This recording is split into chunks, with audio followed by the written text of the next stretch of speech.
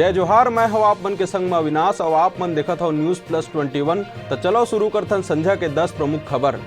रायपुर में धनेली बाजार के दुकान में जेवर चोरी, 1 किलो सोना और 1.5 किलो चांदी ले भागिस चोर। आज प्रियंका से मिली मुखिया भूपेश बघेल, चित्रकूट के रामघाट में महिला मन से करी गोट बात। करतारपुर के कॉरिडोर में आज केंद्र राज्य के 100 अधिकारी और 49 श्रद्धालु मन करही दर्शन।